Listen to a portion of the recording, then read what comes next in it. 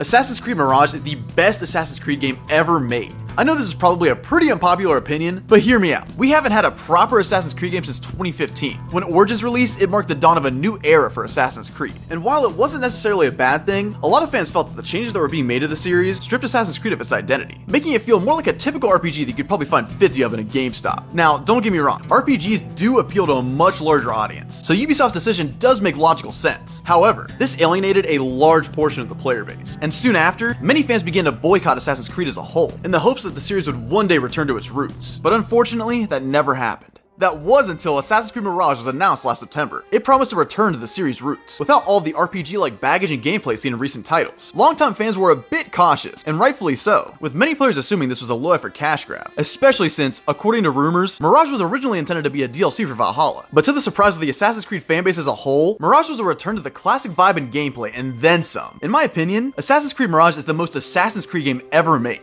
Before Mirage, I had never played an AC game that truly made you feel like an assassin. Stealth is always the best approach, and combat is very much discouraged, with the game noting that Basim is still a pretty big noob when it comes to the combat side of things. So with that in mind, sticking to the shadows is always the best option. Assassin's Creed Mirage is a combo of everything that was amazing about each game, with a heaping spoonful of icing on top. It even retains a couple RPG elements, like a skill tree, but it's done in such a streamlined and non-invasive way. You could probably relatively easily beat Mirage without any of the upgrades from the skill tree, but they add such meaningful depth and fun to the gameplay. There's also a handful of assassin tools that you can unlock, like throwing knives or even a blow dart, which can also be upgraded and customized in a variety of ways, giving even more depth to the gameplay than ever before. Say what you want about Mirage, but the gameplay has never been this in-depth. You can approach any stronghold and probably think of at least 100 ways to go about navigating the situation. Now that's good game design. Good gameplay design never feels overwhelming, but still gives you the opportunity to experiment and explore different ways to play, which adds to the fun in the best way possible. While the combat is a bit basic, it makes sense, seeing as they're really pushing the stealth side of the gameplay in this title. The stealth is absolutely insane in this game. They also brought back instant assassinations, which really helps you feel like a masterful assassin lurking in the shadows. Blending into crowds, as well as sitting on benches to hide from guards, also helps elevate the secretive nature of an assassin. They even brought tailing missions back, though they aren't nearly as annoying and frequent as they used to be, so they kind of seem more like a nod to the past than anything else. The world, as well as its citizens, also feel far more real than any other previous Assassin's Creed game. The people of Baghdad help the world feel far more realized and lived in. For example, if you're wanted by the guards at almost any level, they'll point you out. My favorite thing that people do is when they absolutely freak out after you tear down a wanted poster. They actually take notice and proceed to completely lose it and scream for the guards. Every character just seems like they're going about their own day now, as opposed to the lifeless NPCs we've seen in previous titles. Guards are also on very high alert when it comes to Basim,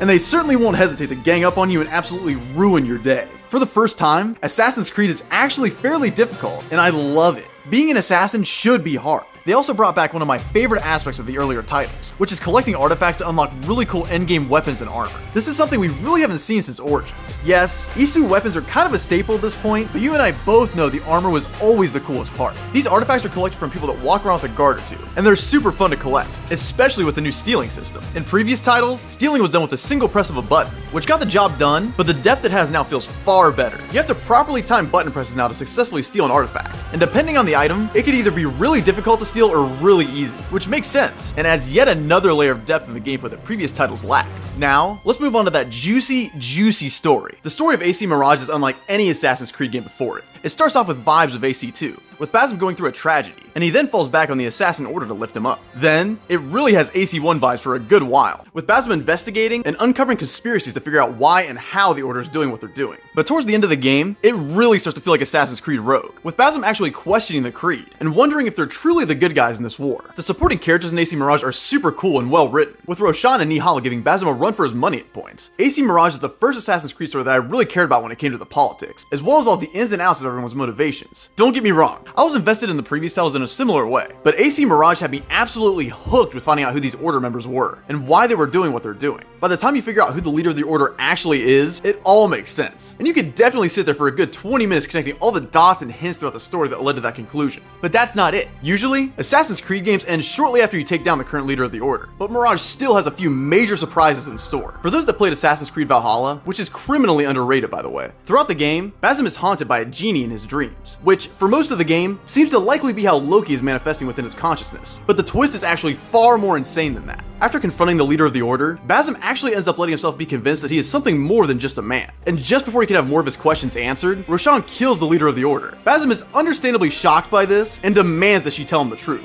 It's at this point that Basm actually starts to lose faith in the Assassin Brotherhood, as Roshan, and seemingly the Brotherhood as a whole, are keeping a huge secret from him. Basm decides to throw caution to the wind and makes his way to Alamut with Nihal. When he finally reaches the Rsuu temple, Roshan refuses to let Basm go, and they begin to fight shortly after. Basm actually manages to defeat Roshan, but decides to spare her, as his goal is now within reach. It's within this temple that he finally discovers what the genie truly was. This whole time, the genie wasn't Loki. It was merely a bad memory still lingering from a past life. The real twist here is that this whole time, Nihal was Loki. If you think about it, you could say Nihal was a mirage. She had always been there, guiding him along a path that differed from what Basm truly wanted. After a bit of back and forth, Basm accepts himself, as well as the remnants of his past memories in life. At that point, Basm becomes one with Loki. After that, the tone dramatically changes, and Basm comes out of the temple a different man than he was before. Basm has been truly free, and in a sense, Loki has as well. They've become one and the same. The moment that really seals just how much Basm has changed is when Enkidu rejects Basm and actually manages to scratch him. Even his most loyal companion no longer recognizes him, and it shows just how much Basm as a character has evolved since the beginning of the story. I don't think we've had a character develop this much in an Assassin's Creed game since AC2. Basm's character felt very natural and never came off as rushed or forced. If you look back at most of the cutscenes with the knowledge of how it turns out in the end, it brings a completely new perspective to the narrative as a whole, which makes for a very effective story. In my opinion, there has never been an Assassin's Creed game that's ended in such a dark way, and the risk definitely paid off. It also transitions really well into the events of Valhalla, which gives even more depth to Basm's character as a whole.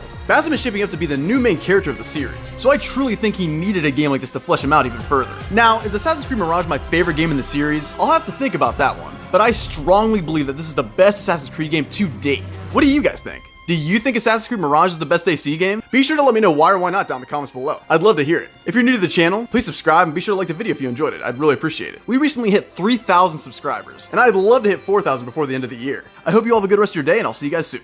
Peace.